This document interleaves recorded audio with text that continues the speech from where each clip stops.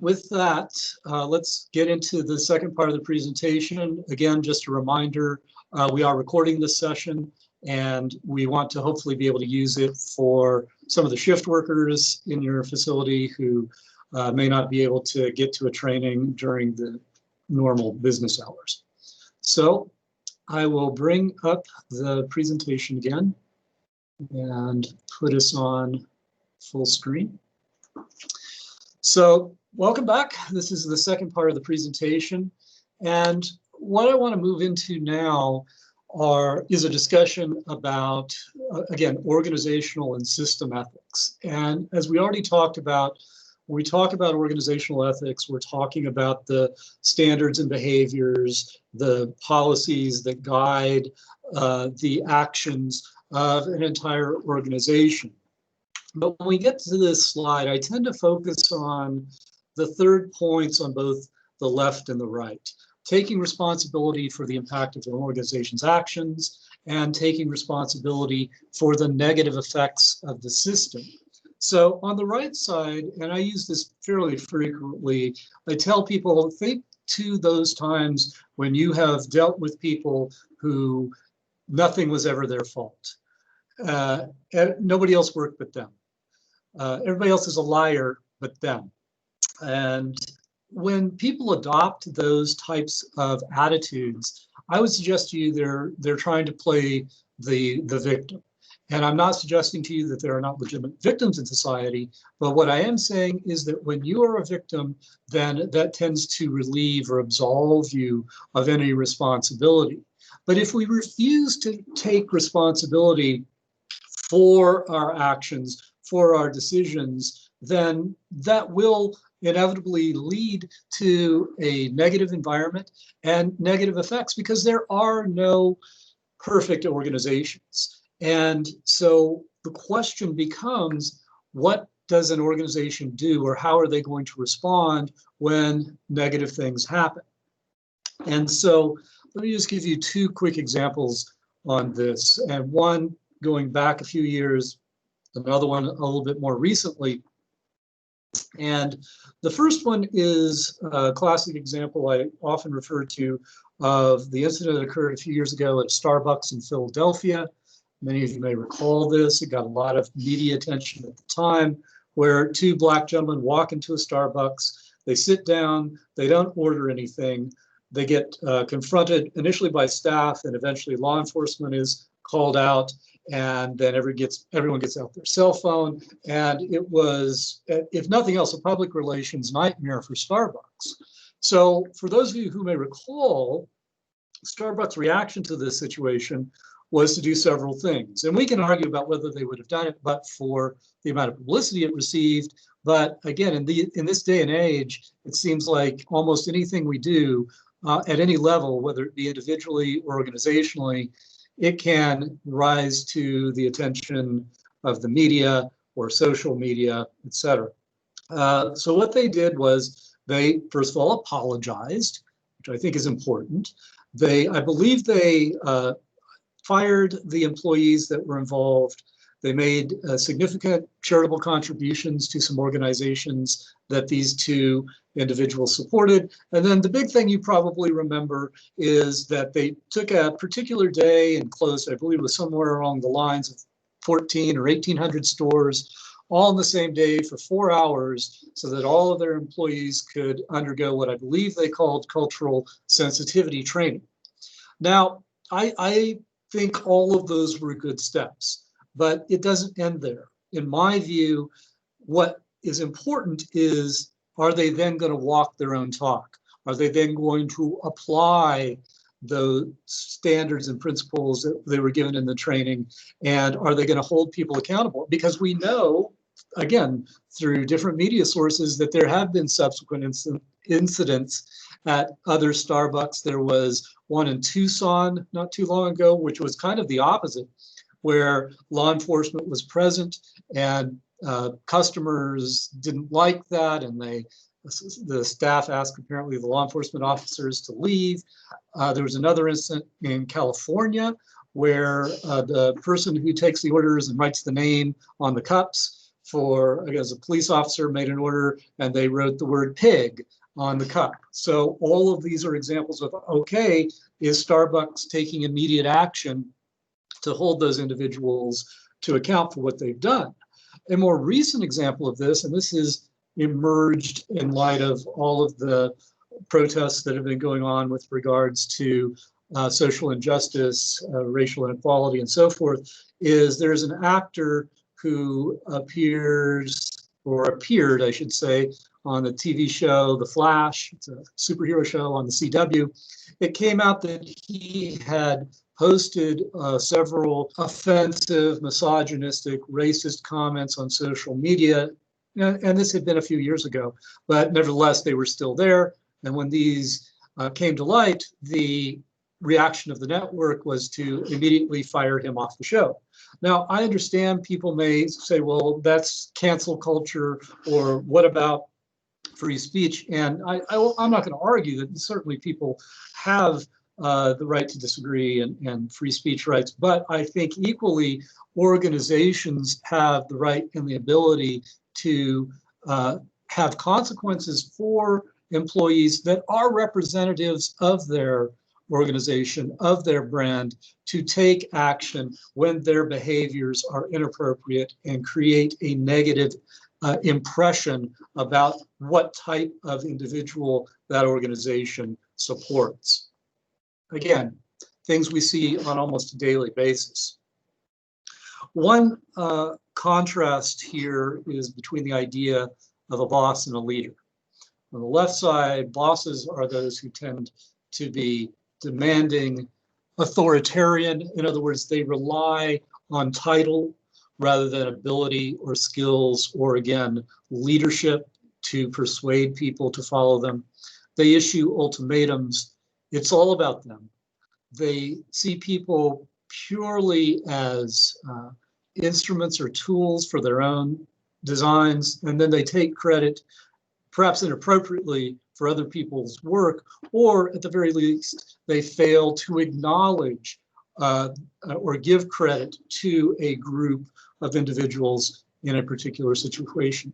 Leaders, on the other hand, they tend to coach. They generate and rely and build upon goodwill, trust, loyalty of their employees. They generate enthusiasm. They share their passion for what they do. They are inclusive.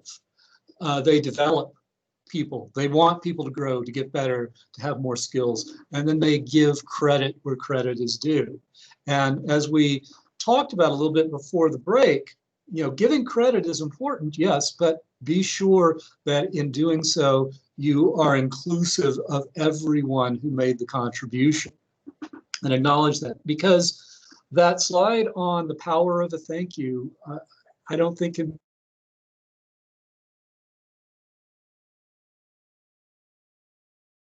be important. So let me spend a moment and talk about this idea of stewardship. And I'm going to spend a few minutes. On the slide, it says that an important leadership attribute is a willingness to accept responsibility for an organization's resources and for the people. This is a full-time commitment, and good stewards weigh every action or inaction against its effect on the workforce. And I think this actually speaks to something, again, a comment that someone made before the break about effective communication. And one way I think we have to think about good versus poor stewardship is, let's say a decision is being made, and it's being made with little justification being offered up, and say, a project is being shifted from one group to another group, and the one group that it's being taken from, they don't understand why. There doesn't seem to be adequate justification for it, and it just seems to be a power play or some exercise in self-aggrandizement. And yet, at the same time, expecting that first group to still support the other group. Well, you're not building goodwill at that point. Not only are you not communicating, you're not providing a support structure there that would give any incentive for the first group to want to help the other group. So stewardship is about all of these things. It's about communication, it's about support, and it is about realizing that you are dealing with people who are going to be subject to the same emotions and responses each and every one of us does, especially in difficult circumstances. And I'm going to talk some more about that here in a second.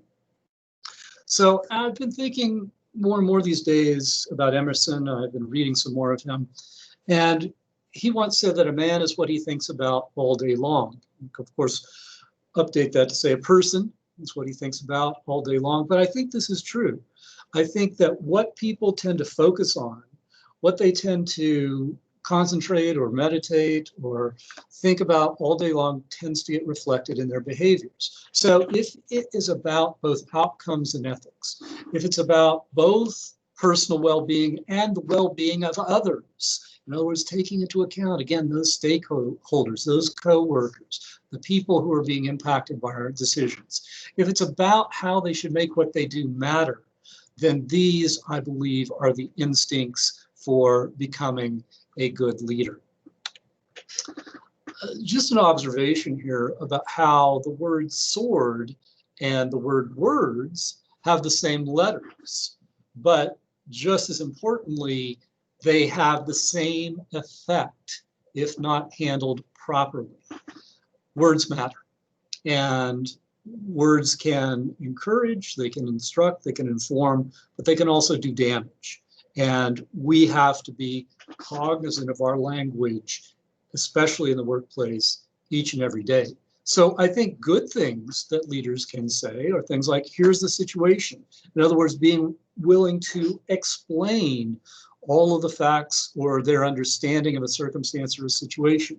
Here's what we're doing. Again, goes to instruction and guidance. And another thing I think leaders need to feel that they are able to do is be open to when their people are given instruction and then they come back to them and they hit a wall or roadblock, to be able to have them feel as though they can be comfortable enough to ask questions and to ask for further guidance.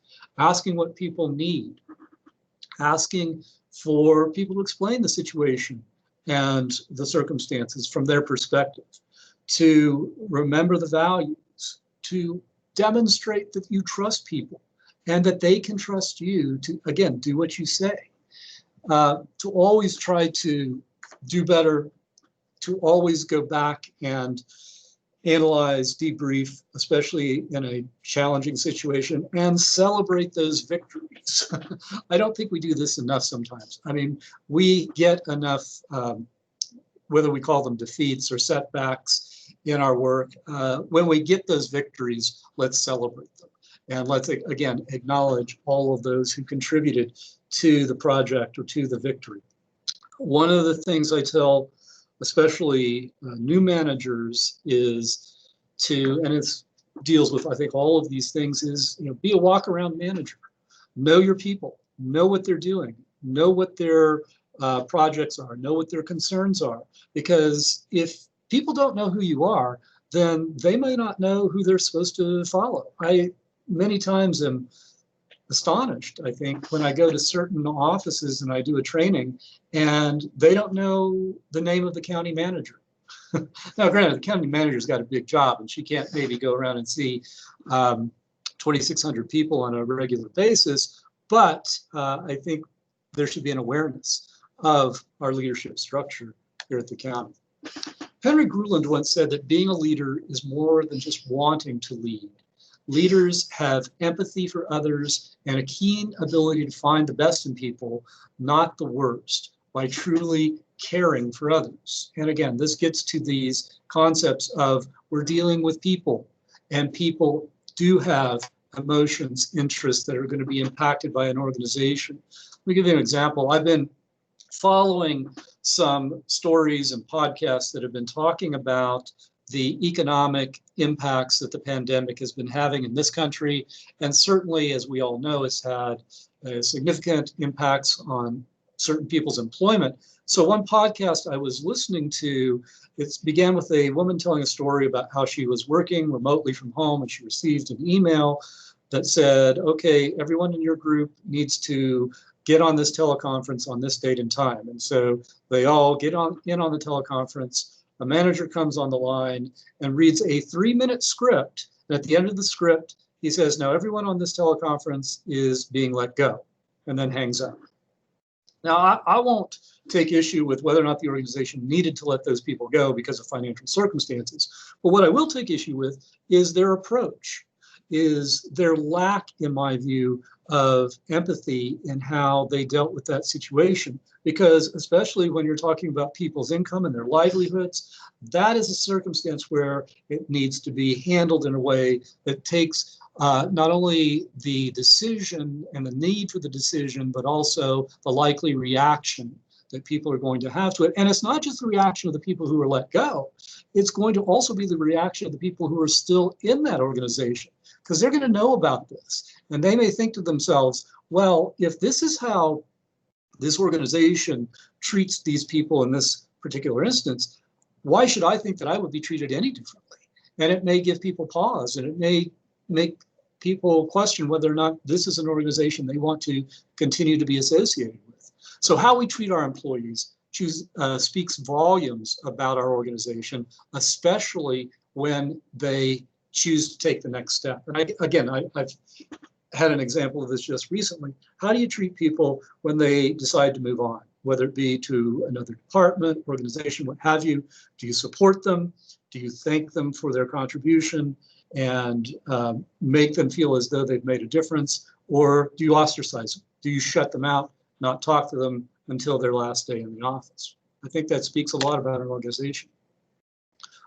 Departments, and we may be in that situation now, the county, we can become unfocused sometimes. So the ways to refocus our offices or our departments is simple again: observation, asking questions, making sure there's a clear communication of goals, roles, responsibilities, both hear and listen. And by that I mean, I think I have another slide on this here in a moment, actively listen.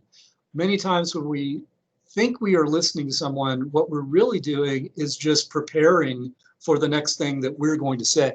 So we might be listening, but we're not really hearing them. And we have to realize that messages are communicated not only through the words that are being spoken, but by those nonverbal cues when we can see people, the kinetic messages, tone, inflection, all of these things. Be willing to mediate. In other words, conflict will arise. And are you willing to try to bring both sides and people on an issue together and try to bridge the gap? Or are you going to stay distant and just, again, rely on your title? Be willing to lean on people's strengths and make a better team. I think about that movie. I don't know if people watch it very much anymore. It's a Disney movie called Miracle, which is about the 1980 U.S. men's Olympic hockey team and the gold medal team. And in the film, the coach, who's played by Kurt Russell, he has this comment about when he's trying to build a team, he's not looking for all-stars at every position. What he's looking for are those individuals who work best together to get to the common goal of victory. And then document your process. Document, document, document. I always say that because it is a way of going back and reflecting and seeing if there need to be changes or fixes to our processes. So traits that promote ethics, again, active listening, really hearing what people have to say, especially in times of challenge or conflict. Make meetings count. I want to spend a minute on this because I am not a big meeting monster, but I do understand the value of meetings. But when I go to a meeting, two things. I want to have a good sense of what the meeting is about, an agenda, or at least generally what we're going to be talking about, so I can be prepared. And secondly, I want it, coming out of that meeting, for there to be clear direction and guidance as to what the next steps are. So many times now I've found myself in a meeting, even if I'm not leading the meeting, to say, if no one else has, is okay, just so we're clear, These are the things that are going to happen outside of this meeting. These are the people who are going to take on these particular tasks, and this is the time frame that we have. Because too many times I go into a meeting, everyone's nodding their head, we seem to have some agreement on something, and then nothing ever happens, and now we have to have another meeting. Well, that's not efficient use of time. I'm a big believer in mentors. I think that, again, as we have a leadership role in ethics, we also have a leadership role for the next generation of employees. And I certainly have had mentors in my career, and I feel that we all should, as we gain more experience, be willing, even if you don't have a formal mentoring system, to mentor newer employees, people who are new to the organization. Look for root causes and not just trying to put quick fixes or a Band-Aid on a situation. When things do go wrong, own up to it. Speak the truth, but do it in a way that you don't try to cast blame on people. I mean, it's not to say people should not be held accountable, but there's a time and a place for that. In a public setting, especially, if all you're doing is trying to find people to blame, it seems to me that you're not being a good leader in accepting responsibility for what happens for the entire group. And again, share your passion for those things that you're doing. And when we have passion for what we do, it tends to become infectious, and people will take on that same sort of attitude. There are different ways that people may make ethical decisions. Some of them I list up here. Some are good, others perhaps not so. Self-interest. You may have encountered people in your lives who every decision they made was what was good for them. I don't think that is a positive, good way, especially in an organizational sense, for making ethical decisions. By code, we have a code. We've been talking about our code today, but there are other codes we may live by and other roles we have in life, whether it be family, religion, culture, other institutions. But the code that we're talking about today, in terms of the county's code of conduct, is those that dictate and lay out the expectations for our behaviors as county employees. Role models and mentors I've talked about. And then there are some people who may never ask the ethical question at all, who act merely on impulse or some sort of perhaps pleasure principle. For those of you who remember your Psych 101 class, when you learned about id, ego, and superego, these people are pure id, acting on impulse and not much else. So what do we do when we encounter these difficult situations? Well, we have to remind employees about sometimes the importance of meeting deadlines, giving limits, helping and creating a plan, a path going forward. Try to inspire people to think outside the box instead of complaining. Try to find solutions rather than, again, dwelling on the negative or who can we blame for this.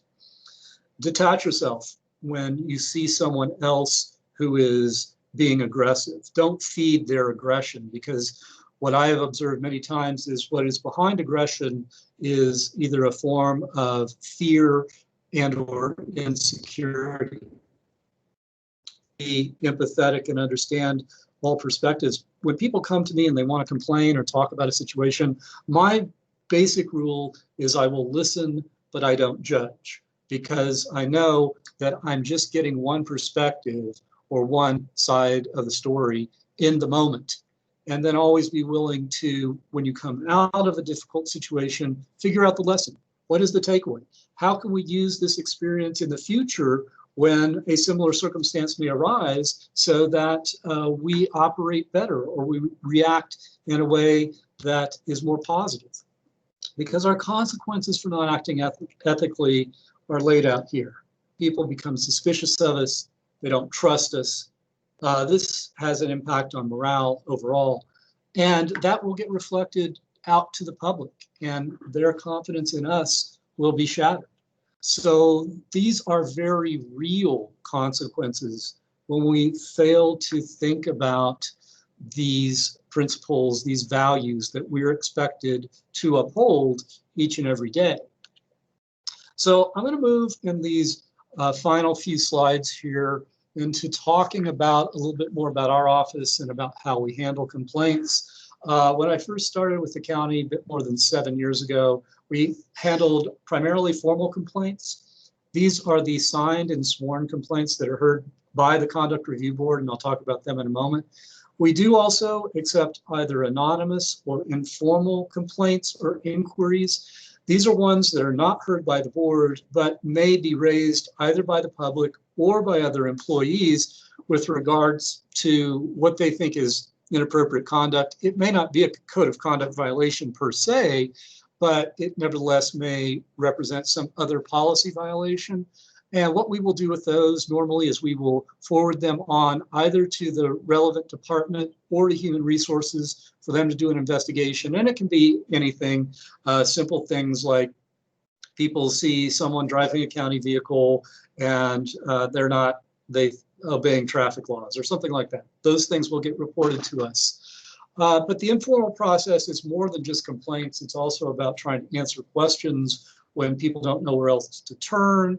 For example, when I first started with the county, someone called me and they were a former employee who thought that they hadn't been paid for all of their accumulated leave time. And so I said, okay, well, that's something we can check out through HR. Checked it out. Turns out they hadn't been paid. There was a glitch in the payroll system. So the simple resolution to that is to get them paid. You don't need a grievance or a complaint or a lawsuit for things that are easily fixable. And in fact, that's a better use of the county's time and resources. The Code of Conduct Review Board is an all-volunteer board appointed by each one of the commission districts. They have a chair and a vice chair, and they serve 2-year terms. They also have outside counsel, who's Bob White, who's a very well-known member of the bar and also a former city councilor. So I just want to make one point here. The complaints that the Code of Conduct Review Board hears are complaints that are filed against elected officials, candidates for county office, at-will employees, and certain categories of volunteers. Now, for the rest of our workforce, which are what we call classified or rules and regs employees or union employees, those individuals can still be disciplined for violating the Code of Conduct. Again, it applies to everybody, but that disciplinary process does not go through the Code of Conduct Review Board. It goes through the disciplinary process that's outlined either in the rules and regs or in the collective bargaining agreement. And that should make sense because the board doesn't have discipline authority over employees. That is reserved for management. And so they didn't want to create two processes where if someone didn't get the result they wanted in one, they could then go to the other, basically getting 2 bites of the apple. No, there's a singular disciplinary process, and the process that you follow just depends on your classification as an employee or an elected official. One of the biggest reasons I find that people are unwilling to raise their hand and to raise issues of either code of conduct violations or other instances of fraud, waste, or abuse is a fear of retaliation. This is real, and I know it's real in certain departments within the county. And so what I tell people and remind them of is there is a very strong anti-retaliation provision that's contained within our code and also within other policies we have in the county. I know it's in the anti-harassment policy, but I want to be clear here. The anti-retaliation provision says that an employee may not be retaliated against, in other words, have negative employment actions taken against them merely for filing a good faith complaint. So that's one thing, and retaliation sometimes can be difficult to quantify because someone may file a good faith complaint and then when it becomes known, they find that people don't talk to them anymore or something like that. Technically, that may not feel very good, but it may not also be retaliation because as long as their job isn't being impacted, that is just perhaps an unfortunate consequence. But filing a complaint does not protect someone from discipline for some other misconduct that they may have performed. For example, if someone is being investigated for time card fraud, and then they turn around and file a complaint under the Code of Conduct, it doesn't stop the time card fraud investigation. So they can still be disciplined for that. And in fact, if they file a complaint merely for the purpose of thinking they can stop some other disciplinary action, that may lead to another violation because filing a frivolous or harassing or false complaint is also a basis for discipline. but whistleblowers are important, and we should be willing to raise our hand and at least begin the conversation, which is one of the functions of my office and others, which is to start the conversation, because if we're not willing to do that, then for sure things will not change. And listening to them tends to foster, I think, a better culture, but we have to protect those people, as I mentioned. And the consequence of ignoring them, we see all the time, whether it be in the form of negative press or a lawsuit. Ignoring these concerns is potentially devastating. And while every concern may not be valid, it may not be substantiated, and that may be because the person lacks all of the facts, they should still be willing to raise the concern. So I think this is just about my final slide, but I want to just emphasize to you that there are these words, there are these things that we can do that cultivate an ethical culture and encourage people. So if you fail, don't give up, because fail means first attempt in learning. End is not the end. In fact, end means effort never dies. And I can't say that line without referring to a film that I always forget the title of. It has Marigold Hotel in it somewhere. But what it is says is, one of the main actors in the films is always saying, it'll all work out in the end. And if it doesn't work out, that just means it's not the end. I just love that for some reason. And then finally, if you get no as an answer, remember, no just means next opportunity. I get no's all the time, but I generally try to take those as, okay, what can I do to either move on to the next project or perhaps repackage whatever it is I was presenting in a way that I might get a more positive response or action.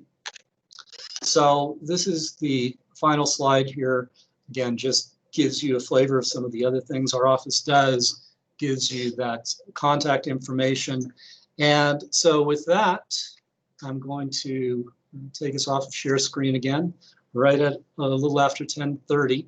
So again, I thank you. I understand that was maybe a lot to throw at you at one time, but hopefully it gives you at least a few things to think about. If you want a copy of the PowerPoint slides, we're happy to share them with you. Just let us know, and we can email them to you or put them in the Evite, and you can access them.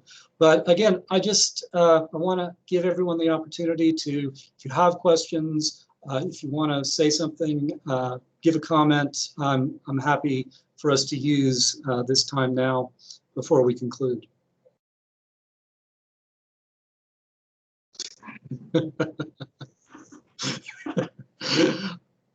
Did I wear you all out with all of this? No? Well, unless somebody has something, again, I thank you all. I hope this was valuable to you. Again, this will count for your ethics credits for this reporting cycle, which runs through the middle of next year. And then in July 1 of next year, we'll start a new 2-year cycle for you to, again, get another round of training. And it will probably be something even a little different from this time. So with that, I thank each and every one of you. Have a great day. And again, if you have questions or concerns, keep in touch. Take care, everyone.